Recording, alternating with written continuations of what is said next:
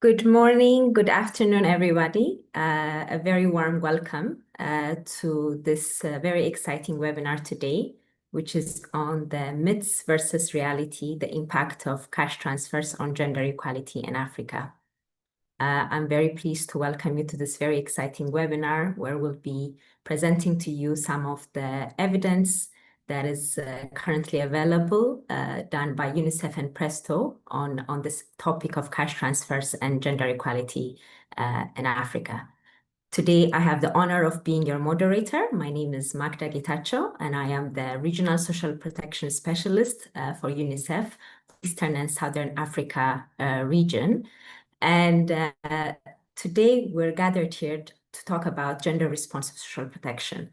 As most of you know, gender-responsive social protection is very essential for achieving the Sustainable Development Goals in Africa, particularly those related to poverty and gender equality. However, there are several challenges and bottlenecks that we see that are limiting different countries, governments, and partners from pursuing this at a larger scale and with impact.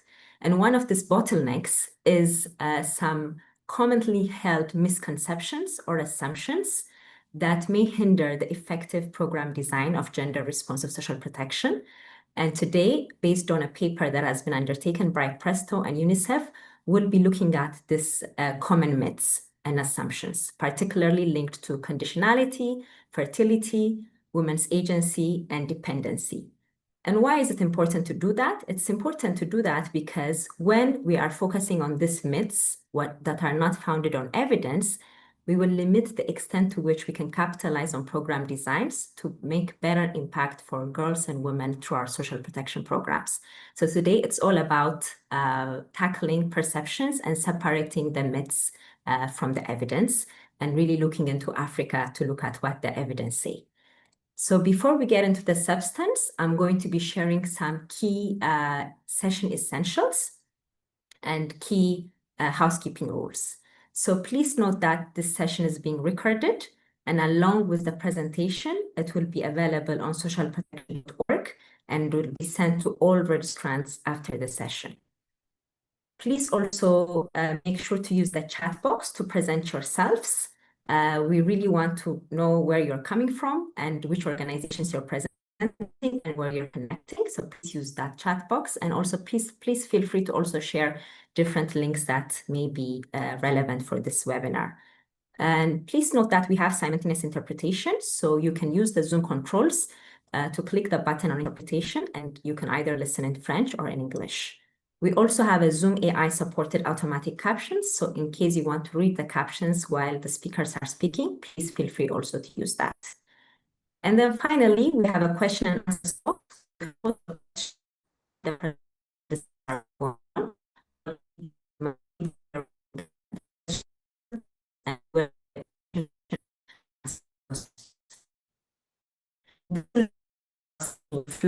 We'll have a 25 minutes presentation by the researchers that have led this research paper, followed by a 25 minutes discussion, really focusing on the experience on the ground to tackle these myths. And then we will have 20 minutes of questions and answers, really focusing on the questions that have come in the chat box, in the Q&A box, and then we will close. So let me introduce you to the speakers. We have an exciting set of speakers with us.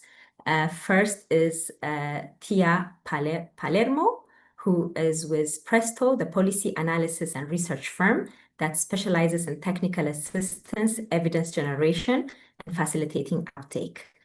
Her areas of specialization include cash transfers, social protection, health, food security, and gender-based violence. Thank you so much for joining us, Tia.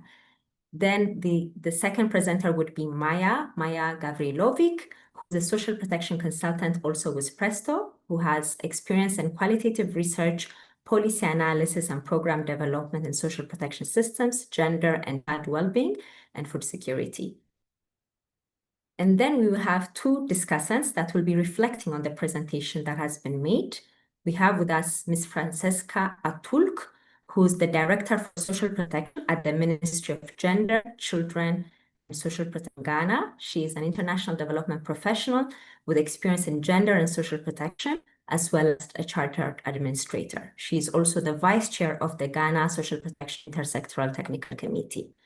And the last but not least, we have Paul Carles van Ufford, who is a human geographer with a background and interest in research and social policy. And he has worked at UNICEF for the last several years across several countries in Senegal, Vietnam, Tanzania, and he's currently the Social Policy Regional Advisor for West and Central Africa Regional Office. So it's such a pleasure to have you all. So with this, we'll hand over to Tia and Maja to share with us the presentation. They'll have 25 minutes to walk us through 6 myths and what the evidence says on them. Over to you.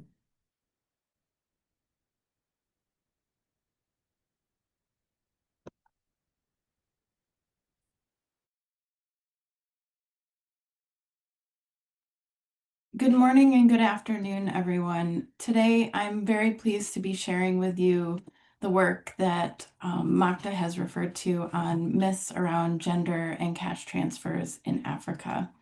This work is co-authored with my co-presenter, Maja Gavrilovic and Amber Peterman, and it was done in collaboration with UNICEF.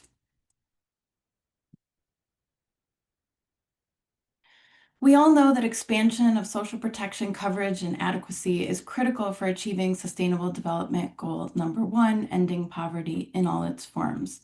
However, social protection coverage varies around the globe, ranging from a low in Africa of 19% coverage to an average globally of 52%. It's not only important to expand social protection, but in order to sustainably reduce poverty, programming must respond to the unique needs and specific vulnerabilities of women and girls across the life cycle. This is because women and girls have higher levels of poverty and vulnerability to different risks across the life cycle compared to men and boys due to gender gaps in education, labor force participation, access to information, assets, land and technology, access to Social Security, their reproductive roles, their care responsibilities, and limited participation in decision-making in some contexts. In recognition of these vulnerabilities and inequities, there are increasing calls for gender-responsive social protection. However, there are many myths around gender and cash transfers in particular that often reduce political will to expand gender-responsive social protection. Many of these myths or misperceptions are based on assumptions, discriminatory gender attitudes, or anecdotes that are not always grounded in reality. These gender-related myths may limit effective design and implementation of gender-responsive social protection systems. Better availability and use of evidence can improve the framing of these policy narratives. There are several myths, 6 of them we're going to talk about today in this webinar. And we're going to go through the myths as well as the evidence refuting these myths. The first myth is that cash transfers designed with conditions will result in larger improvements for women and girls. So conditions are behavioral activities that people are required to comply with in order to maintain their eligibility for cash transfers. Conditions are often imposed for a couple of reasons. One of them is that there's often a belief that poor households spend their cash unwisely. They might underinvest in health and education, or there are also political economy reasons. So for example, it might be easier to sell the scale up of social protection programs to both policymakers as well as the public when conditions are tied to these programs. However, the monitoring and enforcement of compliance with conditions is administratively costly. When we look at what the evidence tells us about the effects of conditions on impacts of cash transfers, we can look across a few different domains. So for example, in schooling, there's evidence that combined conditional cash transfers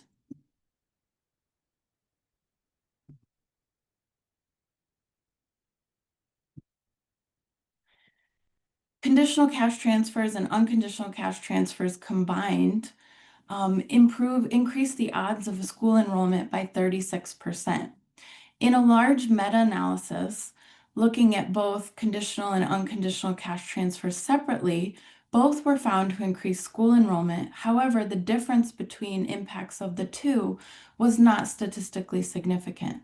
So what this means is that we cannot confidently conclude that conditional cash transfers are more effective at increasing school enrollment than unconditional cash transfers. Turning to mental health, one large systematic review among lower and middle income countries globally found that there are protective effects of these programs on mental health. However, there are larger effects of unconditional cash transfers as compared to conditional cash transfers. Finally, turning to women's economic achievement and agency, a systematic review and meta-analysis found that unconditional cash transfers have larger impacts on these domains than conditional cash transfers. So in light of this evidence, the recommendation is that conditions should be critically examined, and wherever possible, programs should be designed as unconditional. The second myth is that designating women to receive cash transfers on behalf of a household is essential to ensuring positive outcomes for families and children. So there are two main reasons for designating women as cash transfer recipients. The first is instrumental motivation. So for example, to improve children's outcomes, because women tend to be the primary caregivers and main decision makers around meals, health, etc. The second reason is for the intrinsic value related to increasing gender equality and women's socioeconomic status. This helps address some of the inequities that women face. Designating women as cash transfer recipients was widespread in the first generation of conditional cash transfers in Latin America, and this motivation was based on early evidence that women and men spent money differently. Now, some of the reasons for systematic differences in how men and women spend money might be related to tastes and preferences.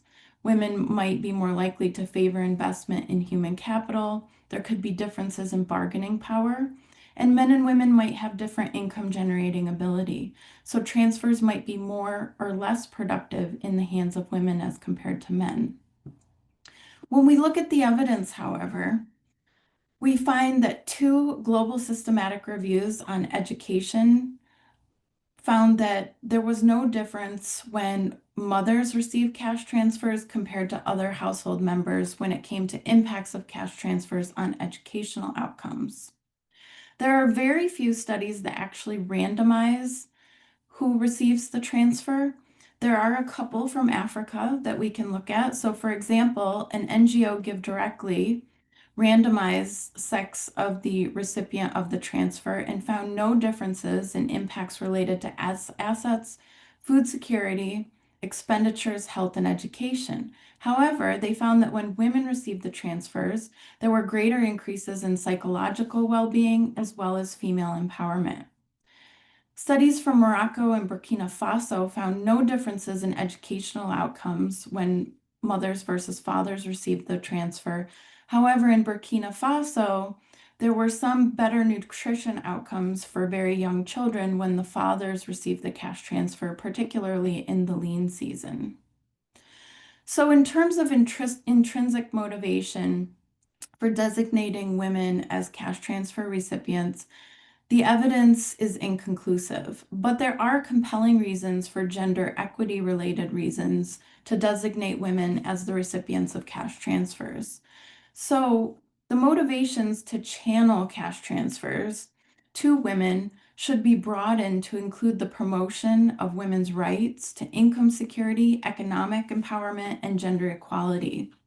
Doing so may require sensitization in some highly patriarchal settings.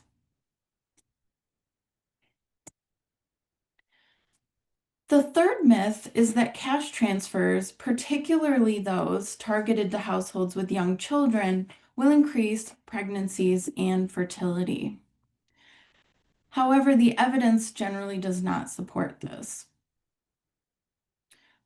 A lot of people believe that families and women will increase their childbearing in order to maintain eligibility or qualify for new benefits. This is particularly of concern for cash transfers targeted to the first 1,000 days from conception to the age of 2 years in order to respond to malnutrition. And this is a very important window of time for development and preventing stunting. However, 3 systematic reviews from lower and middle income countries found little to no evidence that cash transfers increase fertility. So a review by Bastali and colleagues found that in 7 out of 10 studies, cash transfers led to a reduction in the probability of birth and pregnancy. Another review of government programs around the globe by Churillo and colleagues found that in 2 out of 5 studies, there was a delay in adolescent pregnancy, and the remaining 3 studies found no impacts. Finally, a study by Neal and colleagues found that cash transfers reduced childbearing among adolescents between the ages of 10 and 19. Turning to evidence from the Transfer Project in Africa, studies among adult caregivers and mothers from Kenya, Malawi, South Africa, and Zambia all found no increases of fertility resulting from cash transfers. In fact, in South Africa, they found that cash transfers increase birth spacing, which is healthier for both the mother and the child. In Mozambique, the Child Grant Program targeted to pregnant women reduced the probability of a subsequent pregnancy. And in Kenya and South Africa, cash transfers delayed adolescent pregnancy. So generally, the evidence suggests no increases in fertility as a result of cash transfers. However, in an effort to avoid the perception of unintended consequences, there are some steps that can be taken. So for example, cash transfer benefits can be capped at a maximum number of children per household. Programs can also increase the age of eligibility for children. So for example, South Africa increased its eligibility from up to 14 years to up to 17 years. In this way, households may feel less pressure that they might lose their eligibility. Social and behavior change communication can also be linked to cash transfers around health and contraceptive use, as well as the negative health effects of rapid frequent pregnancies. Programs can also clearly communicate objectives and eligibility rules. And finally, programs can also strengthen linkages to the provision of health services, including family planning. Now I'm going to turn it over to my colleague, Maja. Thank you. Thank you so much, Tia, and good afternoon, everyone. So let me continue with the remaining 3 myths. The 4th myth revolves around women's ability to control cash transfers. And there are common assumptions that providing cash payments to women doesn't really empower them, as men in the household are assumed to control and dictate how the cash is spent. But looking at the research and evidence, it shows that women in Africa generally maintain control over cash transfers and make decisions on how money is spent, either jointly or alone. Data from the Transfer Project, impact evaluations in Ghana, Malawi, Mozambique, and Zimbabwe confirms this. Over 90%, next slide, please, sorry. As you can see in the slide, over 90% of women which were surveyed as a follow-up in all of the countries report to be involved in decisions around cash, and they do have a say on how the transfer is used. And these percentages range from 91% in Zimbabwe to 96% in Ghana. Findings seem to be more nuanced when women are asked whether they make decisions alone or jointly with a spouse. For instance, in Malawi, 54% reported that they decide on how to spend cash transfers alone, compared to 33% in Ghana. But when it comes to joint decision-making, about 15% of women in Malawi decide jointly with a spouse, compared to 56% in Ghana.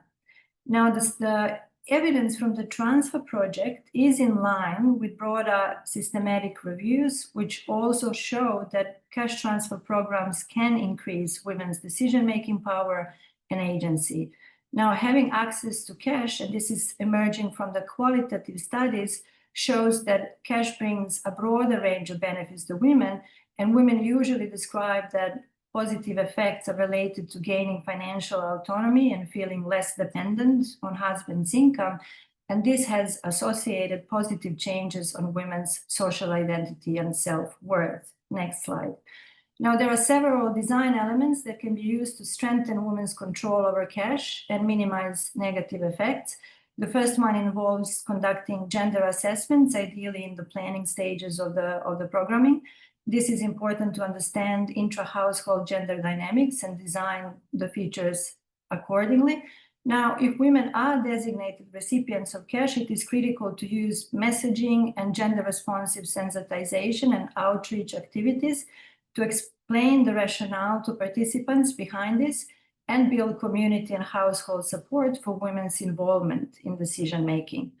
Delivering cash digitally, including through bank accounts or mobile money, has also been found to strengthen positive outcomes, especially when bundled with training on financial literacy.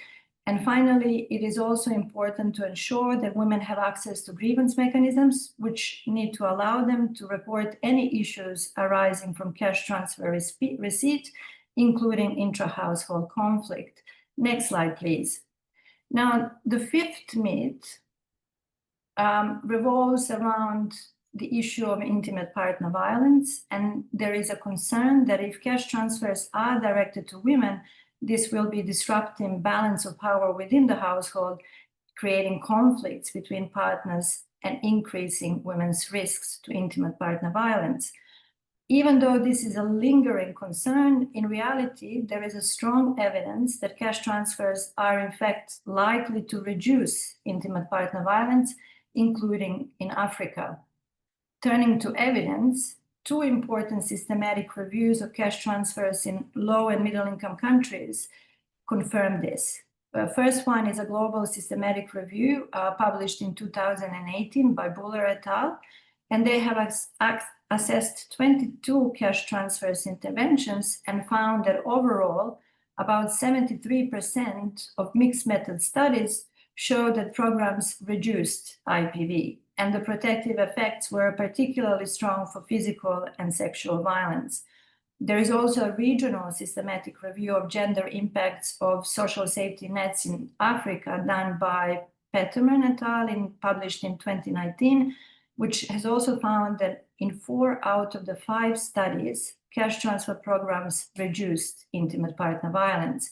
And findings were most consistent for, again, physical intimate partner violence and controlling behaviors, and emotional IPV, and less so for sexual violence. Now, none of the studies or indicators covered in the systematic reviews showed any increases in intimate partner violence, and these trends are also confirmed through the individual studies and the evidence that has emerged from the transfer project, especially in Ghana and Mozambique. Now, in terms of the pathways of change, reductions in intimate partner violence generally emerge through 3 interrelated channels. First involves reductions in poverty-related stress. Second relates to the improvements in emotional well-being of household members and the associated reductions in conflict over daily needs. And the third one, it's related to increases in women's agency through her control over economic resources, which really enables women to reject and stand up against potential violent and abusive behavior. Again, there are several elements that can promote the protective impacts of cash. Coming back to the gender assessment, again, this is very important to understand the gender dynamics, risks, and enablers in a specific context, and ensure that mitigation mechanisms are embedded throughout the program design, as well as delivery chain mechanisms, to minimize any potential risks of the GBV. And this should also include staff training.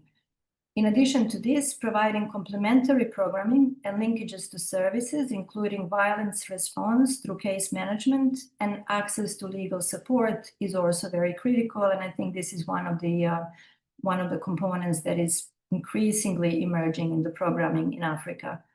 Again, organizing social behavioral change communication activities with men and boys to discuss and promote positive gender attitudes towards women's rights to live free from violence is important. And finally, integrating grievance and complaint mechanisms that explicitly address intimate partner violence or harassment by operational staff is key, and making sure that victims of violence have access to referrals and services. Now, the final myth is related to the common perception or the stereotypes that families and individuals who receive cash transfers will become lazy, workless, and become dependent on welfare benefits. Again, the evidence shows contrary. There is a strong evidence that cash transfers do not create a culture of welfare dependency through reducing women's participation in productive work in Africa. And in fact, programs generally promote women's labor force participation, livelihood expansion, and diversification of income-generating activities. And very importantly, they enable women to shift into higher quality work. Now, these trends and positive outcomes are confirmed both in systematic reviews and in a recent global systematic review by Peterman et al. Published in 2024. This review examined evidence of social safety nets and found positive effects of unconditional cash transfers, in particular, on women's participation in paid work and the increased intensity of work in terms of the hours. And also the evidence from various impact evaluations conducted in the transfer project also showed that cash transfer programs enable women to engage and invest in more productive livelihood activities. And this is partly through improvements in household financial liquidity and the ability of women to accumulate savings and assets and purchase inputs or services to grow their businesses. But cash transfers can also help women to overcome practical as well as psychosocial constraints to seek paid work and higher quality employment. Now, again, several elements can promote women's employment outcomes. Importantly, cash transfers can be bundled with economic inclusion components, including business training, financial literacy training, and access to financial services such as credit and insurance to help women expand the income-generating opportunities. Another critical and often sort of neglected component in the programming includes components or design elements that directly address women's higher unpaid care and domestic work responsibilities. So these components really need to be, I think, incorporated in cash transfers, also cash plus programs, to reduce the risks of time poverty and facilitate employment outcomes. And then finally, tailored measures need to be developed for different groups of women, such as elderly women, persons with disability, who may have different capacities to expand productive activities or engage with labor market. Next. So in the conclusions, I think it's important to reiterate that gender inequalities limit women's and girls' productive inclusion in the economy, their educational attainment, health, and broader well-being outcomes, and that evidence-based policymaking can play a key role in promoting gender-responsive social protection policies and programming options. And this will help reduce poverty and increase social equity for all. Now, in addition to program design and delivery, it is also important to pay attention to gender-responsive financing of social protection programs and activities, as well as engaging in a regular measuring and monitoring of uptake of benefits, coverage, and gender impacts using sex disaggregated data, and making sure that platforms are in place that this evidence actually becomes advocated to inform decision making. Thank you.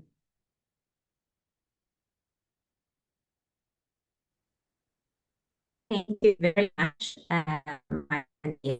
for this presentation and for sharing with us what evidence and about parents commonly upheld myths.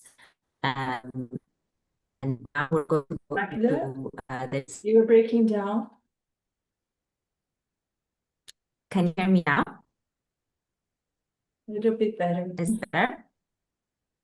Okay. Let me try. And if not, yeah, I will kindly ask you to take over because it seems my internet is unstable. So we had heard about 6 myths, and now we're going to see how they may play out in practice. So we're going to go into the panel discussion, and the first panel discussant is Francisca. And for Francisca, I'll be posing to you, Francisca, 2 questions, and I'll kindly ask you to answer them in the next 8 to 9 minutes. And this is really about how what your experience is on the ground. We know that particularly in Ghana, there's several efforts to do gender responsive social protection.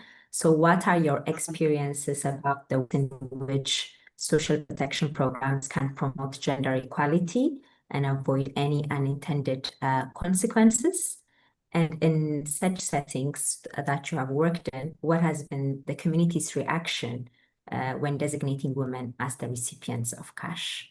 Over to you. Yeah, it's good afternoon in Ghana. So good afternoon, everyone. I hope I can be heard. Yes. Yeah, Loud and thank clear. you. Yeah, so thank you for the question. And thanks to Tia and her team for the very insightful presentation. I was smiling to most of the evidence because they really speaks to what we see at the ground. So in Ghana, we have a lot of social protection interventions. So just to mention a few, we have the LEAP, which is the Livelihood Empowerment Against Poverty Program, which is a cash transfer. We have the Labor Intensive Public Works, which engages community in works that they can use to support the community where they are being given a daily allowance. And then we have the Productive Inclusion, where we put a group of beneficiaries together, especially the LEAP beneficiaries and persons with disability, where they do income generating activities to support their income. And then we have the Ghana School Feeding. So basically, I'll focus on the LEAP, which is the Livelihood Empowerment Against Poverty Program. For this cash transfer, mostly those who are supposed to benefit are the orphans and persons who have severe disabilities, and we have the elderly, 65 and above, and then we have pregnant women with children under 1 year. So with Ghana Social Protection Intervention, initially we were not intentional about looking at the gender disaggregation for enrolling the beneficiary, but in implementing the program, we realized that we have more beneficiaries who are women than men. And doing our monitoring too in the various community, we've engaged with a lot of the groups and realized that the women who are recipients of these social protection interventions, they are really empowered. They can take decisions. When you meet them and they are talking, you see, they have, even though when you Tia presented the data, you saw that the woman that engages their partners before making a decision in Ghana, it is 56. But when you go to the community, you see that hitherto it would have been more than that. It would have been 90 or 95. I've done gender for the past 16 years. But you realize women can make decisions on their own. They can decide that, oh, we are going to use this money to feed the household. Let's use this money to ensure that the child goes to school. Let's use this money to take care of our health needs. Women take the lead in those decision making. And during our sensitization with them, because for every cash out that we do, we always engage the beneficiaries. And when you engage them, you see the women even asking questions, interacting with us. Hitherto, you will not find these women coming out.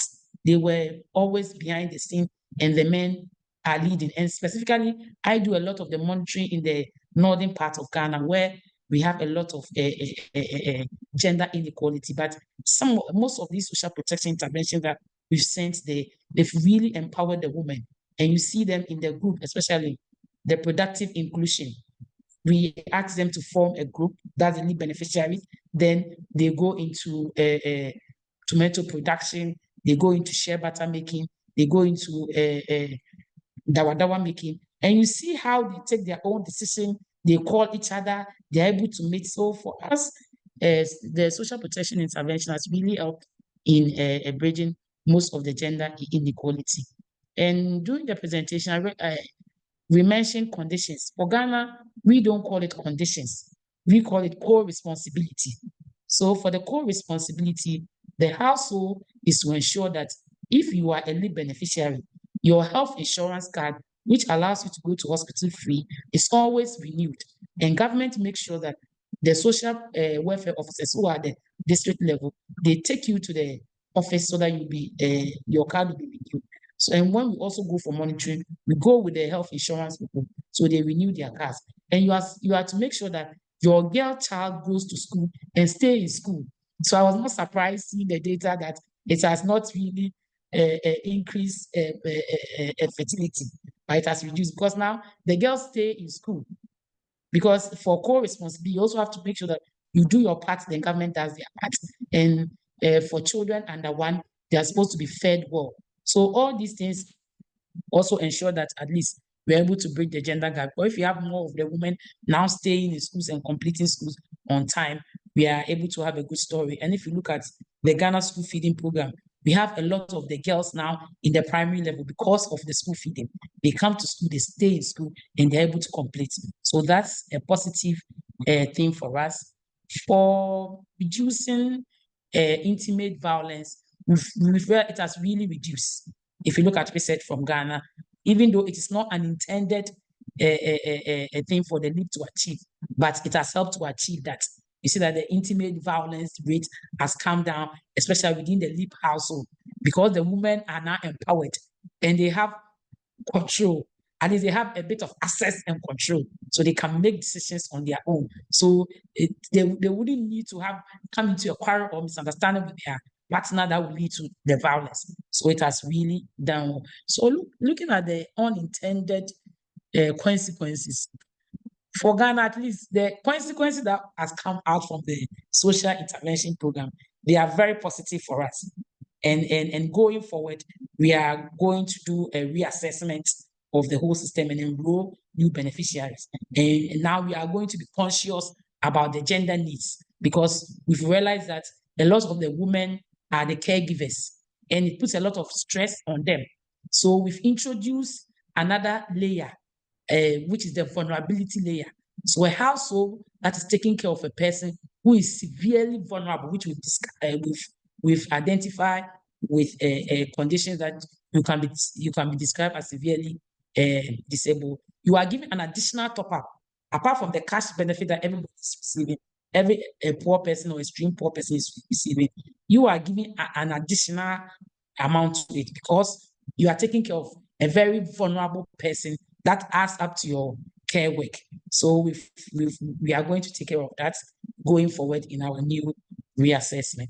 So the second question, which looks at what has been the community's reaction to designating women as recipients of cash. I've personally done a lot of monitoring, so when I saw this question, I just smiled. You see, the men will tell you that, oh, now we can feed well, now the children can go to school, now the children can go to hospital when they are sick. So that means the woman is managing the cash. very well for the house, even though they take decision with their husbands, especially as I said in the three northern region, we have a very gendered culture there. So they help, even though they take decision with the men, they are able to make those decisions, and it has really helped the house. So they don't see anything wrong with designating women as the recipient cash. But as we said, the women now tend to be caregivers. So if they are caregivers, it becomes a burden on them. So we have introduced the vulnerability portion that will take care of that burden, additional burden that has come on women because they are being designated as recipients of the cash transfer.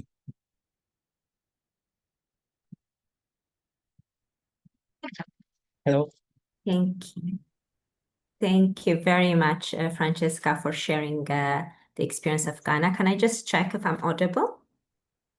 Yes, you are.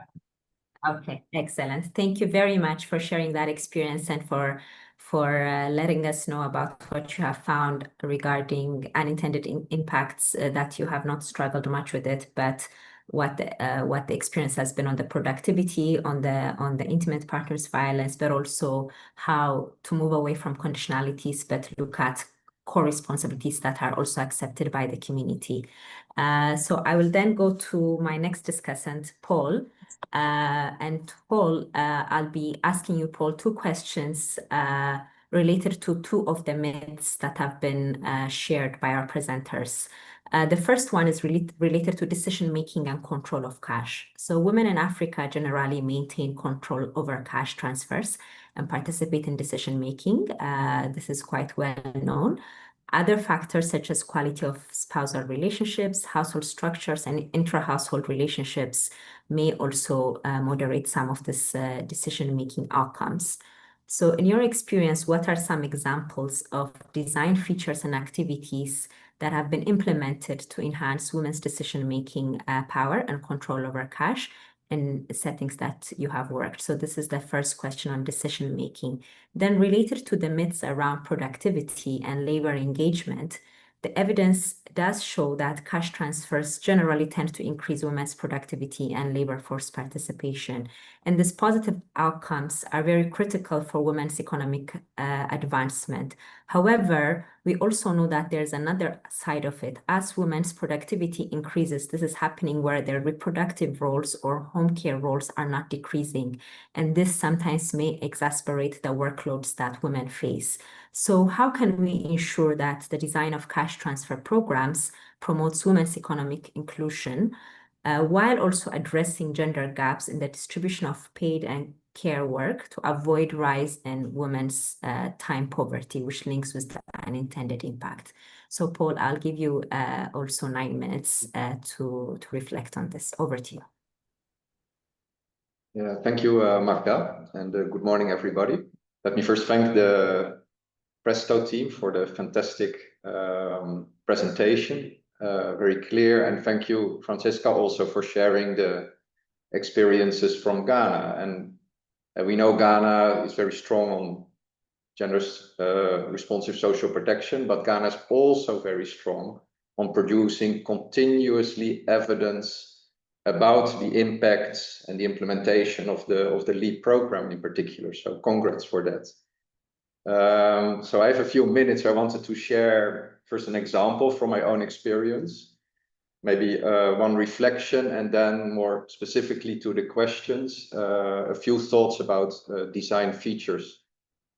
So the example I wanted to share is from the time I worked in Zambia, and we supported the government to evaluate its social cash transfer program.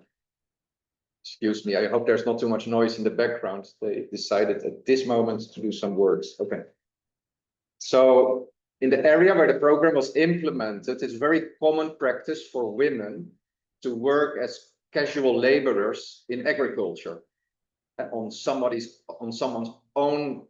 else's land and under very vulnerable and poor conditions.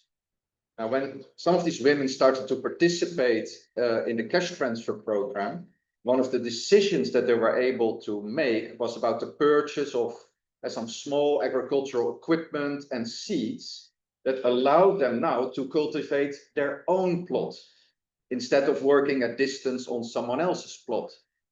And it was not only that we found it was more beneficial financially, but we also found that it facilitated childcare. And in particular, we saw a significant increase in the proportion of women that could breastfeed their children because they just worked closer to home. And we saw also that eventually some of the women, they were able to sell some of what they produce on the local market, however small the quantities were. And this made them not only more stronger economically, but it also facilitated, through different pathways, their integration, or rather reintegration, of community institutions and networks of women selling at the market,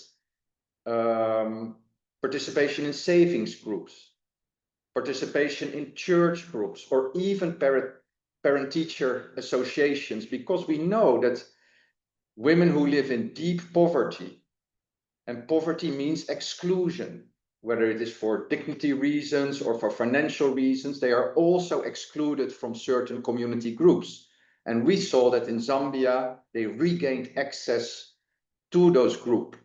So in all, I think it's an example that shows how these cash transfers helped women to work under more dignified conditions, how to avoid certain exploitation risks related to casual labor, have more control over their time, also to cater for care responsibilities, and to use the access to support groups also to manage the balance between work and care responsibilities. So I think we heard elements in the presentation today from PRESTO that confirm this. And yeah, I wanted to again, say how important such publications are, because I think many of us as social protection practitioners, we intuitively know that some of these myths are not supported by what we see in reality. But having now the evidence very much organized in a structured way to make our case much more strongly, now that is incredibly helpful. And it also provided some very good insights. What I wanted to share in terms of a quick reflection is that I feel that we talk a lot about how the cash transfer program makes an impact at the individual level, enhancing women's economic achievements, their financial autonomy, their agency, their resilience, which is critically important in these times of shocks and crisis. Beyond, however, the individual level, we see some small steps that programs can make at the community level, at changing gender equitable attitudes, for example, or changing common perceptions on women's roles, particularly in the economic domain. I think these are very small but important steps towards seeing more what we call transformative impacts in terms of changing gender social norms. What we do know, however, that it is not only about the cash transfer intervention, and even not about cash plus complementary services, to which I will come after this, but it is rather also about broader interventions and changes in the enabling environment that are required for such structural transformations and shifts in social norms to happen. I just wanted to highlight that and to put in perspective what we talk about when it comes to the evidence. Now, finally, a few thoughts on program design features.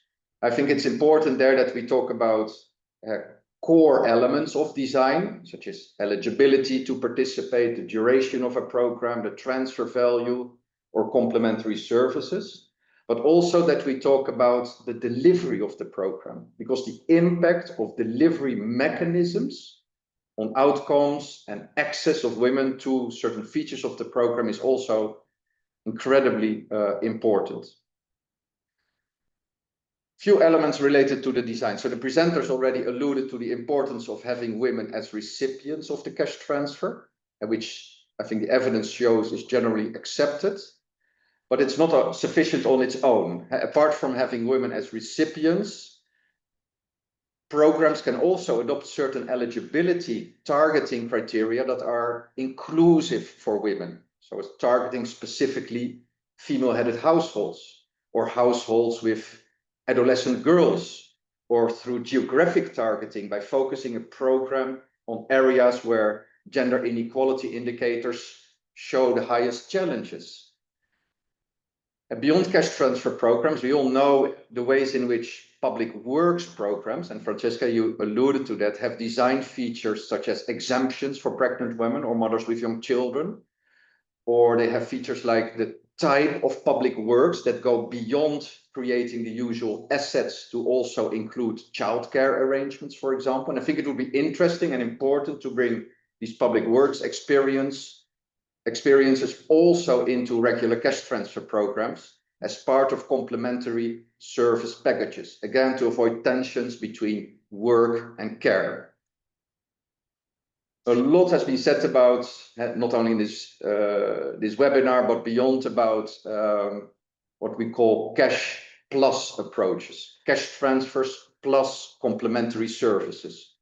And I think we have learned over the past decade a lot about these cash plus approaches. First of all, they need to be based on needs and preferences that are typically context specific, whether they relate to the local economy, to existing gender norms, to the cultural context, or even to the security context.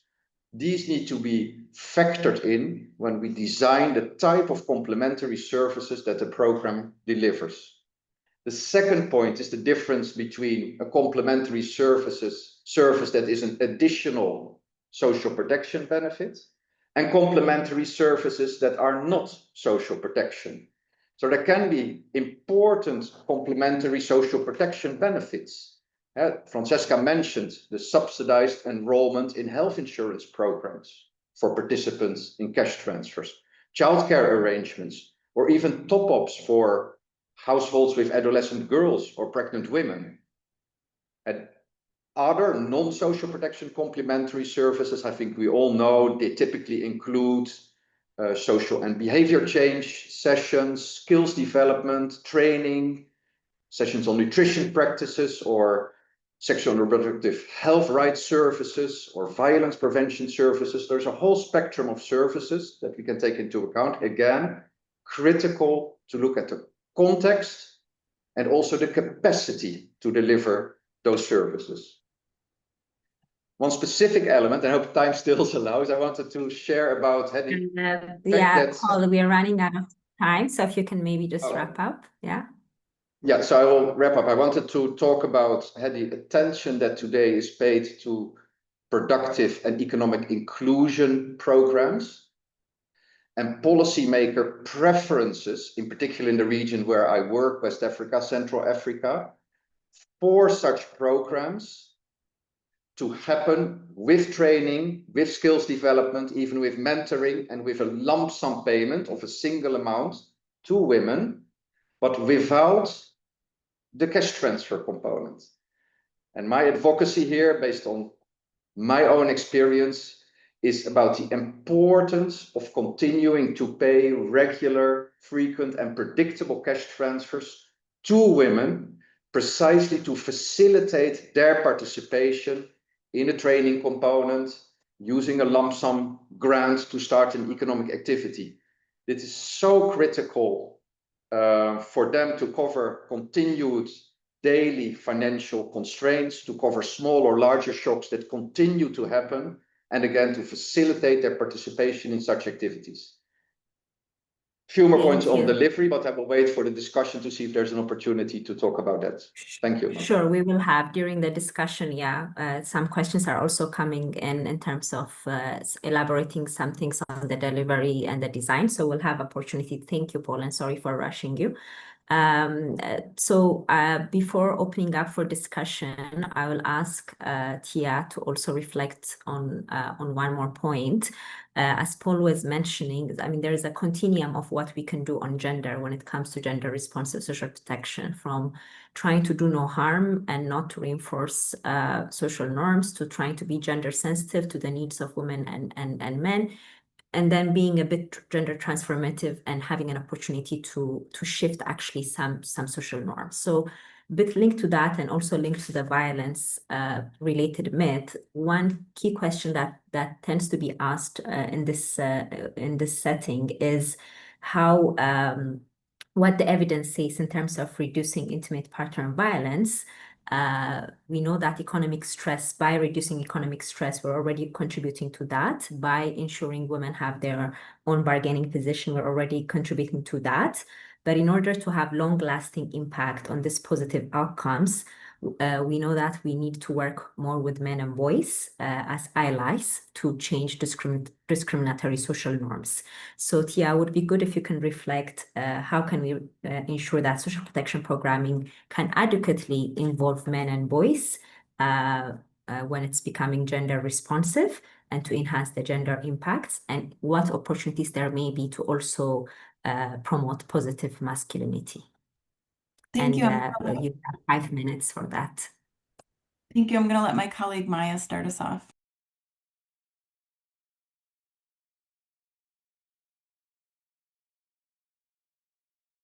You're on mute still. Can you hear me now? Okay. Yes. Great. Thank you. And thank you, Magda. I think this is an extremely important issue. I think there is an increasing interest in both, how this could be addressed programmatically. I'm talking about engaging men and boys to actually promote positive outcomes on gender equality and women's economic empowerment. And I think the good news is that programs are increasingly incorporating these different design components and activities to engage men and boys. And also the evidence on the impact, the robust evidence on impact is emerging. But Tia will talk more about the evidence elements. And I just want to talk more about the programmatic aspects. And I think sometimes engaging men and boys is sort of lumped together in terms of, and we are not really clear about what we talk when we talk about the program design. So in my work and in the recent scoping paper that I was doing for FAO, I was trying to really categorize different types of activities that try to engage men and boys. And there are three categories. I mean, this is my interpretation.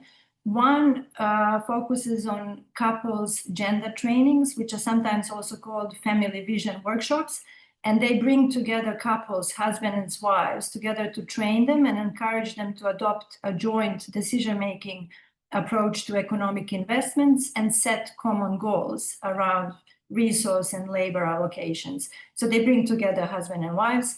There are mixed effects, which vary by setting and program design.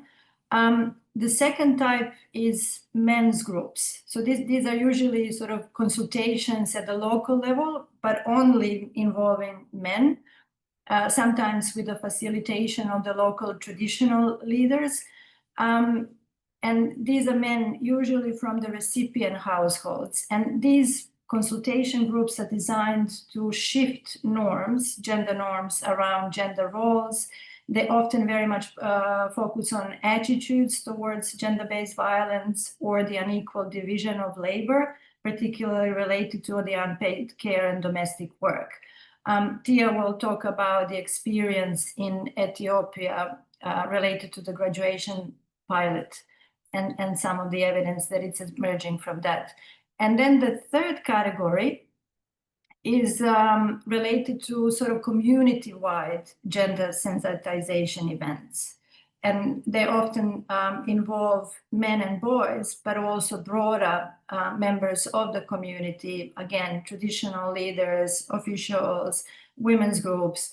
And they focus again on shifting, but at the community level, gender norms and aspirations. And they have been found to be quite powerful platforms to deliver messages on various dimensions of gender equality, particularly focusing on some of the more controversial, socio-culturally controversial issues, and trigger support for women's empowerment.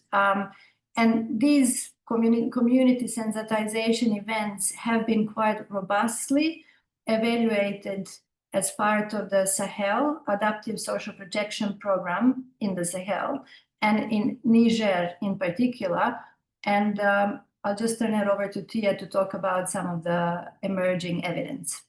Thank you. Thank you for those insights, Maja, and for the question, Makda. There is some evidence. The evidence around these complementary programs is somewhat surprisingly mixed, and therefore it's very important to have a good understanding of the context and the dynamics in each different setting before planning these complementary programs. So gender assessments can be really helpful. We see evidence from different countries like Tunisia, Mauritania, Niger, Ethiopia, where complementary programming has been implemented to boost the impacts of cash on IPV reduction and increases in gender equitable attitudes. In Tunisia, however, cash plus income generating training was delivered in one group to women only and into a second group to women and their husbands. And what they found is that when the training was delivered to women only, there was an increase in income generating activities and earnings. However, when the training was delivered to women with their partner, there were no effects. And the authors hypothesized that joint attendance of the women and their husbands may have increased men's sense of entitlement over how the cash was spent. In Mauritania, the government's Tekabul program implemented some complementary programming where there was training on inter-household cooperation. However, in that study, there was little evidence of changes in intimate partner violence as suggested by qualitative evidence. In Niger, the national government cash transfer was found to there was combinations of complementary programming, including savings, coaching, psychosocial component, and a lump sum cash transfer. And in the combined group with all of these components together, they saw decreases in intimate partner violence as a result of that complementary programming. Finally, as Maja referred to in Ethiopia, layered onto the government's Productive Safety Net program, the PSNP, there were different interventions, including livelihood strengthening, nutrition, social and behavior change communication, and men's engagement groups. And at midline, when the first follow-up, they found that there were increases in gender equitable attitudes. And these gender equitable attitudes also contain some items around violence. And what they found, interestingly enough, was that impacts were only sustained when they went back again in the arm that had men's engagement groups. So these were separate groups for men called men's engagement groups. So this mixed evidence really goes to show that different combinations of programs can have different effects. And it's really important to kind of take that under consideration when designing these programs. Over. Great. Thank you so much, Maja and Tia, for responding to those questions. So now we will have 20 minutes to discuss. Basically, our discussion will be directly in response to some of the questions that have come in the question and answer. I will only be focusing on those questions that have not already been addressed. So we have a question on conditionality. We have a question on transfer value in terms of also who gets the cash and also unpaid work. So it's really mostly about, the design elements, but also what the evidence says on this thing. So please feel free to respond to those questions, both from the evidence perspective, but also some lived experiences also from the programs that you manage, Paul and Francisca. So the first question is on conditionalities. What I'll do is I'll just be sharing the questions, and then I'll be giving each one of you a few minutes to reflect on this. As much as possible, we'll try not to repeat. If the question has already been answered, we will try not to repeat. So because some of the questions are already directly directed to Tia, I'll start with you. This is on conditionalities. So the question from Alessandro is that he'd like to understand why conditional cash transfers are not more effective than unconditional cash transfers. and if there is, what does the evidence say in terms of the decision-making process and the behavioral change that is triggered by cash transfers, regardless of the condition of how the money is used. This would really help to advocate on the learning on what is scalable, at what cost, and under what conditions. And then the second question is on who gets the cash. Tia, if you can also answer that together, is was there any hypothesizing about why cash transfers to fathers particularly might have resulted in a slightly more positive outcome, particularly for younger children on nutrition? Because you were one of the myths that you were stating is that, you know, designating women actually as the cash transfer recipients may not necessarily bring us a significantly higher impact when it comes to some of the outcomes we want to pursue. So maybe you get started with those, Tia, and then I'll go to the others. Thank you for the question. So in Burkina Faso, the example that I gave is that there were some larger impacts on anthropometric outcomes among young children when transfers were given to fathers as opposed to mothers. And first of all, it's important to highlight this is just one impact in one setting, so we can't make broad generalizations. But in this case, the authors posited that cultural norms in Burkina Faso in that setting were such that men are responsible for providing food for the households. And the impacts where we saw differences were actually particularly in years with poor rainfall. So they were experiencing weather-related shocks. And the authors thought that perhaps men were more likely to spend money on high quality food due to these cultural norms that it's men's responsibility to provide food for the households.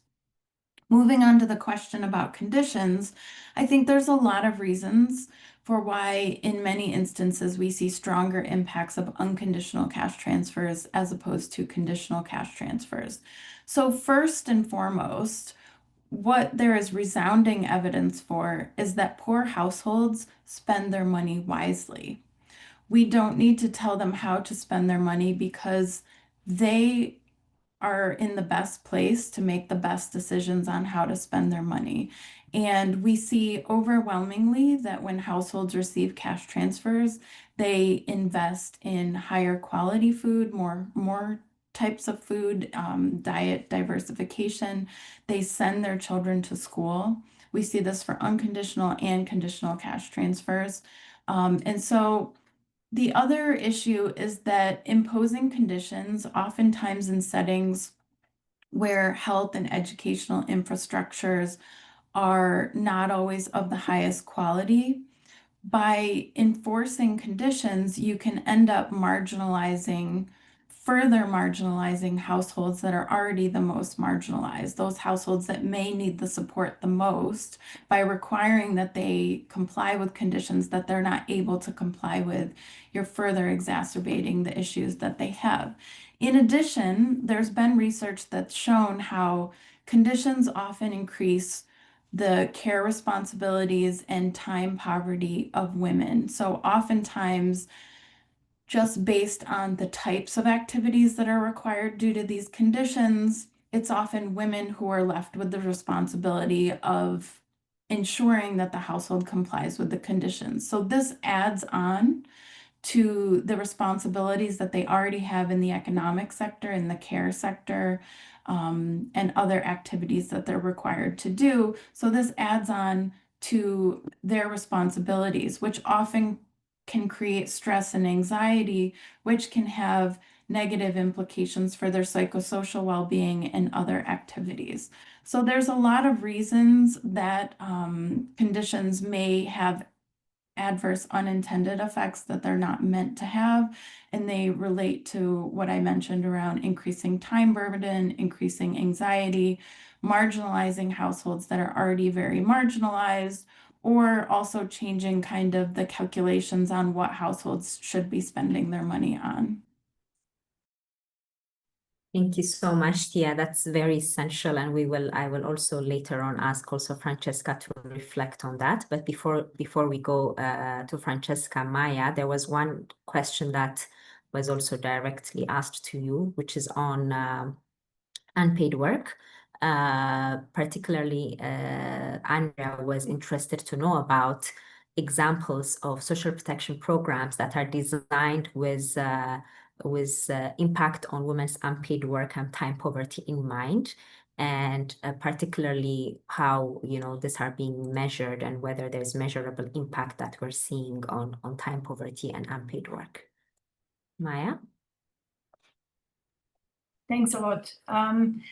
Yeah, I think, I mean, Paul was discussing some of the examples, and from my experience, and again, I've been reviewing evidence related to the economic inclusion programs, combining the Cash Plus and graduation programs. And one of the sort of key findings that it's emerging from that is that, as I was saying, the issue of unpaid care work and domestic work is really neglected in the programming. Even though there is an acknowledgement, I think that there is an increase in the understanding of how gender gaps in the division of labor affect productive and economic inclusion outcomes, not only for the women themselves, but the households more broadly. So there is an acknowledgement. There is, I think, an emerging evidence to show the effects in terms of the impact, but that's not really reflected, I think, considerably through the programming. So, for example, I think there is only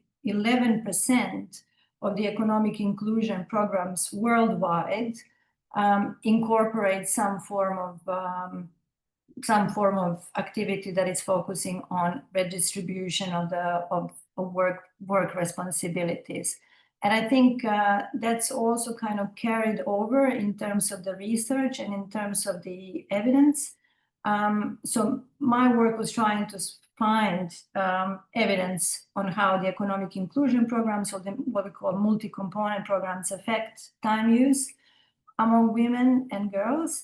And it's still quite limited, but it is increasing. I think the most evidence in terms of the measurement and the indicators are focused on changes in the workloads and in the time use, and also what time is available for leisure. But there is less research which is looking at time use agency. So, for example, do women have the time agency to kind of negotiate their time use? So that's one of the areas that it's really lacking in the studies. Another sort of important, I think, area that deserves more research is access to labor-saving technologies. Do women have access to labor-saving technologies? And I think this is particularly important when we talk about the economic inclusion and productive outcomes. So overall, yes, there is an advocacy, there is a recognition of the importance to both evaluate and include in the programming the time use and these specific issues for women. But I think, yeah, we're still not there yet in terms of the considerable efforts. More is to be done. Thank you. Thank you so much, Maja. Then I'll now hand over to Francisca. Francisca, it would be good if you can reflect. I mean, the issue around conditionalities is something that comes up a lot, and it's an issue both policymakers, donors, practitioners struggle with. And we are having more and more evidence. But in Ghana, if you can share, the process that you have followed to move away from conditionalities and co-responsibilities, how is that being perceived among policymakers, financiers, and communities, and reflections that you may have in terms of how those contribute to the intended outcomes in terms of both human behavior or gender equality and women's empowerment. And feel free also to, if you have reflections on the other questions as well, to also share your insights. Over to you. Okay, thank you very much for the question. So as I said earlier on, Ghana, we don't have conditions because we realize that putting those conditions in the cash transfer is going to put additional burden on the woman, because the woman has to ensure that the child is in school. The woman has to ensure that the girl child doesn't become pregnant. The woman has to ensure that the child under one is well fed. and that puts additional responsibility on the mother. So for why we are doing core responsibility is because we've realized that with the core responsibilities, the social welfare officers. So for our cash transfer, we have 3 layers of engaging the beneficiaries. We have the focal persons who live in the community with the beneficiaries of LEAP. So anytime we go there, if the beneficiary is doing something which he or she is not supposed to do whilst being a beneficiary on the program, we are being informed by the focal person so we can engage the beneficiary. For example, we had some cases where some men take the money and they use the money for alcohol. So we engage the beneficiary, then we hand over to social development officer who also now continues with the engagement with the beneficiary. So the focal person is there with the community, the social development officer is in that district, and then we have the regional officers, they are also there. And we come every bi-monthly from the national office to monitor all those programs and engage the beneficiaries. So that is why our core responsibility is yielding the results that they are to yield, even though it's not conditional, but the LEAP beneficiaries are complying with it because they've seen the impact. And as I said earlier, when we go, we always engage them, we do sensitization. And I liked some of the models that came from other countries. We lump them together. So now I'll see how we can do men group alone, women group, and then we see what outcome will come back. We put them together and we sensitize them on their core responsibilities. Every cycle which we go for payment, we sensitize them on this. So they are very much aware. So if you are not doing it, your colleague on the program would bring you out. So everybody becomes checks and balances on the person. So it has worked for us, and I don't think with the new enrollment that we are going to do, the reassessment, we'll go back to conditionality because we've seen good results with the co-response. Because it puts additional burden with the conditions on the woman, and we don't want to burden the woman who is already on the leave. And then to the other questions too, we realize that for Ghana, we've also done a lot of work with the gender roadmap. As I said earlier, our LEAP program was not intentionally done with the gender lens, but it is achieving the gender response. And then because of that, we did some work with UNICEF Ghana. We want to appreciate them for their effort. So we have a gender roadmap that looks at how the LEAP can be used to tackle certain issues, pockets of domestic, intimate partner violence at some communities, and then children not going to school and girls getting pregnant while they are supposed to be in school. So we have this roadmap that those on LEAP, we try to use the roadmap to use the LEAP to tackle those issues. So we have a gender roadmap on LEAP. So actually we've come up with that to ensure that at least we now enforce the gender entrenchment in the LEAP program to ensure that we get the gender equality side that we want. So this is what I have on the conditionalities. Great. Thank you so much for sharing that experience and the process that you have gone through and how it links with also broader gender priorities in the country. And finally, Paul, I would use one question as a gateway, but you can use it to expand a little bit more on the design. So one participant asked about transfer values and frequency of payments. This is a key aspect of designing, social protection programs or social cash transfers, and we have different considerations. Do you have any insights on how such design elements may be linked with gender-related outcomes? But also feel free to expand on other design elements that I had earlier cut you short on and the other questions asked. Over to you. Yeah, thank you, Makda, and thanks to the other panelists for the great insights shared. The question of the transfer value is always a complex one. And there's always in any national cash transfer program, we have calls to increase the transfer value. But there is always the difficult trade-off that these programs face between increasing the transfer value or increasing the coverage of the program. Because in many countries, we still face coverage challenges. Then there's also the aspect that typically national social cash transfer programs, they do not calculate the transfer value based on the exact cost of a basket of goods and services, and like what is done more for humanitarian or for emergency type of transfers. Typically, it's taken as a percentage value of monthly expenditure, around 20%.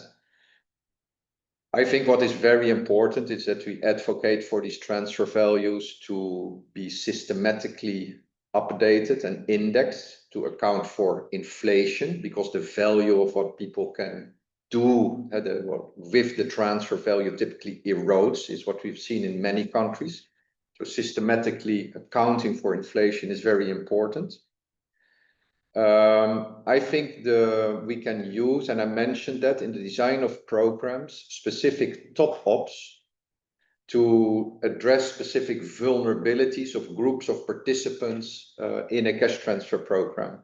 And what I see increasingly are initiatives that have top-ups for households with adolescents or adolescent girls, top-ups related to households that have a pregnant or lactating mother or a young child. So through these top-ups that are a bit more focused and that are relatively straightforward to explain as well, we can increase the transfer value for specific groups. Perhaps what is as well, as important as the transfer value is the frequency and the duration of payments. Now, I think it came up already. Cash transfer participants, including women who receive cash transfers, are incredibly helped by having predictable, frequent payments in a context where many other things are very unpredictable, or uncertainty at least is predictable. But to be able to count on these systematic payments really helps overcoming certain financial constraints, overcoming shocks that are always there in the household. So the frequency and the duration. I've seen in many programs pressure on the duration, had a number of months or years to which households or individuals are entitled to receive cash transfers. I think the length of support for people who are deep into poverty, highly vulnerable, is very important. And then my last point, but I already mentioned that, is to have these cash transfer payments continue and accompany the type of productive and economic inclusion interventions that we see increasingly on the agenda, the training, the mentoring, and then a lump sum payment. Very important to have these accompanied by the cash transfers, especially for women to be able to manage their participation in these programs. So maybe these are the two things I wanted to mention in relation to the transfer values and frequency of payments. I don't know if there's more time left, but let's hear from others. Thank you so much, Paul. We have a couple of minutes for any burning insight from anyone, 2 or 3 minutes before we close. For any of the panelists, if you have additional insights. Yeah, I just wanted to emphasize. Yeah, yes, I like where you just ended. For Ghana, we've indexed our cash transfer against inflation. So this year, the amount is going to increase because last year the inflation was high. And then we've also ensured that we pay on time, because as he said, the time the money is given to the beneficiary is very important, because they are poor household and vulnerable, and they need to be assured of when to receive the money so that they can plan. So for Ghana, we are there now, and I'm proud to say that. Thank you. Great. Thank you so much. Thank you, our dear presenters and panelists, for this very insightful discussion. It's time to close. Before we close, maybe I'll share maybe my three or four key takeaways. A lot was shared, but in terms of what stayed with me is that one is, I think context matters. So all of you had emphasized that, and looking at the evidence across several countries, context in terms of the maturity of the social protection system, context in terms of the gender norms and the social norms in the country, but also implementation context, be it security or the political economy, really matters. So there's no one size fits all approach. So we really need to nuance whatever we take and apply to the context. That's one of my key takeaways.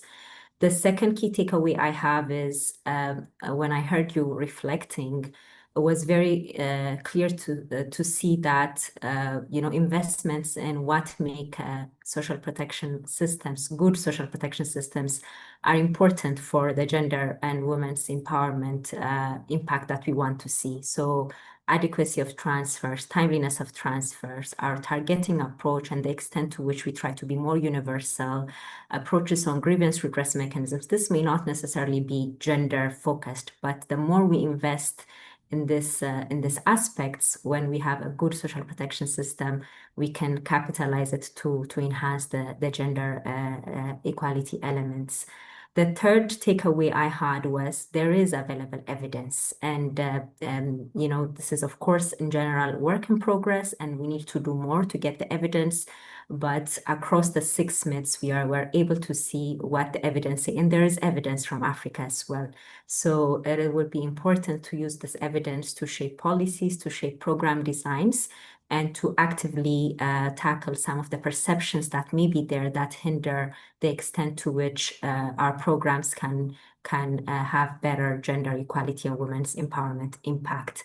And then finally, my key takeaway is that within social protection, there's a lot of room to enhance gender-related elements and gender-related impacts. As I said earlier, from the do no harm at the very minimum to the gender transformative one. There are several entry points, and it seems like there are several programs and initiatives within the continent that are, attempting to do this. So those are my 4 key takeaways, and I appreciate everybody's time and all our participants, including the 51 participants that stayed with us. Please take time to fill the survey. You can scan the QR code that you see on the screen. This would really help to improve future webinars. And we look forward to seeing you during the next webinar, and the recording and the slide decks will be shared shortly after.